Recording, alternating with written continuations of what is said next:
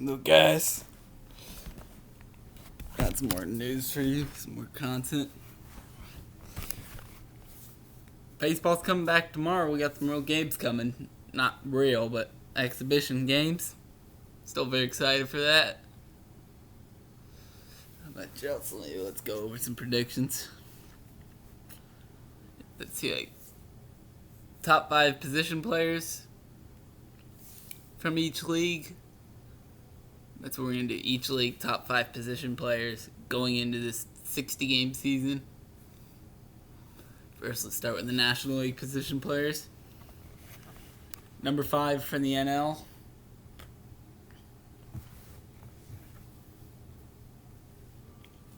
That'd probably be Bryce Harper. So, 5th best National League position player going into 2020. I see he's great. He's inconsistent. It's just he needs to be consistent before he can be great. But I still see him on top 5. And he's still off compared to Arenado. It's it would have been Arenado or Bryce Harper because it's one or the other. In Arenado, he's better, but just on a bad team too. So he might not even play because I see Bryce Harper playing more likely. I actually see Bryce Harper in a better position going into 2020. Number 4, Javier Baez, Chicago Cubs. Poised to do great this year. I see Baez going to do some great things. Probably maybe in the top 3 MVP. He won't win it. I don't think he will. I think that honor is going to go to Yelich. That's for sure. Yelich, Bellinger, Acuna. I don't even think Bellinger would be in there. Maybe Betts. But Baez, he's going to do great this year. Even though there's no fans coming to cheer him on. And even me being a Dodger fan, good thing he's in the Central. I can root for him. I don't have to root against him every time.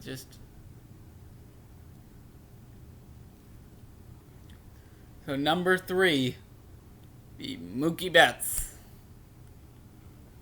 I put him a little lower than Bellinger. I would have put him higher, but and this is Betts' contract year too. So what I'm hearing is he might opt out because of his health, but what I'm worried with Betts is I'm excited for Betts to come to LA. Just one thing I'm worried about with Betts is he's gonna opt out right when he hits the minimum amount of time to be a free agent. So if that comes in, he leaves, doesn't even help us, I'm gonna be ticked. You can't just get enough in, just do just enough to be a free agent. You can't do that. You gotta go out there, bring us the title, Mookie. But I still see some great things coming from Mookie. So number 2, Cody Bellinger has to be in the top 2 because he won the MVP. But he's not our number 1 because what I've seen with Bellinger is on the inter-squad games, I'm watching them. I've had some problems with him right now because Bellinger's a tad inconsistent. So I'm even worried about Bellinger a little bit. If he stays consistent, he's going to do great. It's what I saw him do in the playoffs, he looked just out of gas last year. So, he was serious, but I would trade Bellinger for Yelich right now. I'd probably send Bellinger to the Brewers for Christian Yelich and Josh Hader. So, I'm serious. I would do it. It's everyone says Bellinger's a better one. Actually, even though I'm the Dodger fan, and I'm being real here. I don't want to be biased. I'm going to be real. So, Bellinger's great. He's a great player. He's not even the best player on that team.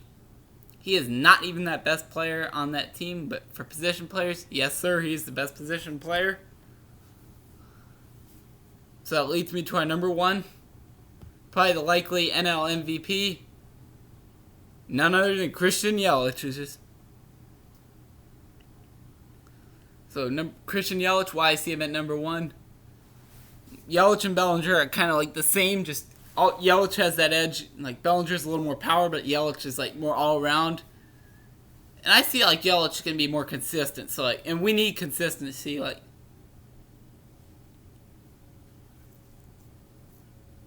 Even though Yelich is not as good of a team, Still see him probably. It would probably be Yelich. Yelich will probably be in the if he stays healthy, he's gonna probably be in the top 3 for MVP again for the 3rd year in a row. Like I see him winning it. So like, and I forgot an honorable mention, Ronald Acuna. I don't know what's up with him right now. Like I don't know. And that offense in Atlanta doesn't look that good, but Harper, I see him he's poised to do great. But like that 5th one I put up with Harper, that was a tough one. Like I could probably put Arenado, Acuna, and Harper all in the same one, but I put Harper. I think he wants a revenge tour. That's what I'm seeing. And I heard he's gonna have a baby girl in December, so maybe that's going to put some more drive on his performance. Maybe he can do some even better things to them. So for the NL, that's all. Now let's shift over to the American League. So I think this one's going to be a little easier because, there's a couple ones that are bona fide in the MVP contention. Now let's talk about the 5th one. There's gonna be some honorable mentions. Like I'll talk about those after number 1. So number 5, Matt Chapman from the Oakland A's. He's still better than Arenado. It's like the AL, it's more laid out. It's like still see him higher than Rendon. Rendon's just the only reason Rendon's getting more hype than Chapman is because Rendon just got a $245 million contract before all this corona.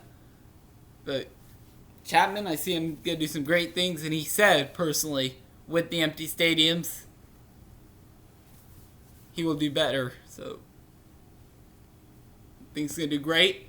Just one thing I'll ask him to do, beat the cheaters. Those Astros deserve it. So, number 4. Number 4 will probably be Anthony Rendon from the Angels. Give him a little boost, actually, because see Rendon with Mike Trout. He's going to be a little crapshoot, but I think with Mike Trout now, that Rendon signing is what's going to take the Angels over the top. So Rendon is going to be that final solution to that Angels offense. So I see the Angels going in, taking out the Astros by 1 game. So it would be Angels, Athletics, then the Astros. Like all the AL wildcards will be in the AL West. So that's for sure. That's going to be for sure, I think. It's if the pitching, the X factor for the Angels is that if the pitching's healthy, they're going to go far. I'm not joking, but Trout and Rendon, that looks scary. And then with maybe Ohtani. Number 3, Alex Bregman. So, even though he's a cheater, Bregman's a very good player. Said, there's only one thing they need to do now. The Astros need to do for him: trade him. Maybe I was thinking what they should have done to this. See them is just sent Bregman for like a 34-year-old minor league player, like, and then the Astros would have still had to take on their salary. That's justice right there. But I'm being real here. Bregman's a great player, and I don't think he did not cheat like Altuve. I feel like Bregman played with more integrity. So all Bregman needs is to get traded. He needs to go. Send him to another team. Maybe send him to like the Tigers. That would be good moves. Put him in Detroit or the Diamondbacks, but I don't want him. Like he's born in Mexico, so like I don't want him in my division. Like I don't want to have to really start hating on Bregman, but if it was like Altuve and like the Diamondbacks, I wouldn't mind that because then I get to boo Altuve. Oh, I want to give it to him like crazy. That would be fun. That would be fun with like Bregman and Altuve get traded the Diamondbacks, but That's not happening. I'm gonna be real here. That's not gonna happen, and I better hope that doesn't happen. And if that's the way they dethrone us, Bregman, you straight up.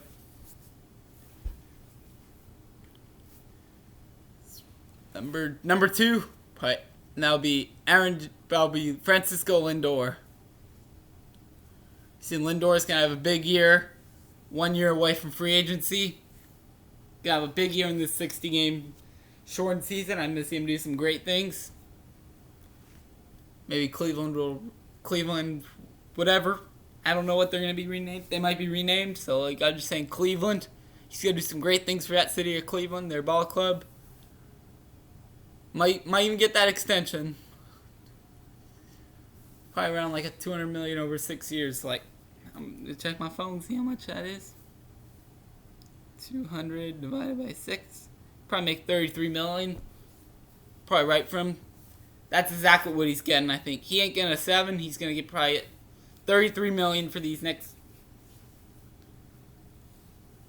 Like, he's not getting like a long-term deal like what they're expecting with Betts, but Lindor's getting a short, probably 6 at the most. But he'll probably get exactly $200 million. It's just he's a shortstop. The only way he'll get a longer deal is if he learns to play third base or gets his bat even better. If he can get power from both sides even better, then he'll get a long term. But middle infielder, you can't really give him a long term. But he's in his prime too, so like that would be a good deal for them. Even though they're a small market, they gotta just go out and do it. And number one, why am I even saying this? Why? It's Mike Trout. And yes, he will win MVP this year. Trout will be in the if Trout's healthy, and he will be in the MVP contention. The question every year in the American League is, it's not who's gonna win MVP. It's who's gonna join Mike Trout in that top 3. Because it'll probably be Mike Trout, and he's kind of shocking. He will win MVP again. That's for sure. And in that shortened stretch, but this is different to him. So like, how he does here, this is really gonna see. Is Mike Trout meant for the playoffs? If that is, maybe the Angels regretted draft. Maybe the Yankees shouldn't have signed Mark Teixeira. Because, fun fact, Mark Teixeira was the reason the Yankees didn't get Mike Trout. Because when the Yankees signed Mark Teixeira away from the Angels in free agency, Yankees gave the 25th pick in 2009, to the Angels. And the Angels used that to end up signing the best player in baseball, Mike Trout. That's all. Just please stay safe, everybody. And I'm out. And go Dodgers. Other than that, I'm out. Some more videos coming soon your way. See y'all later.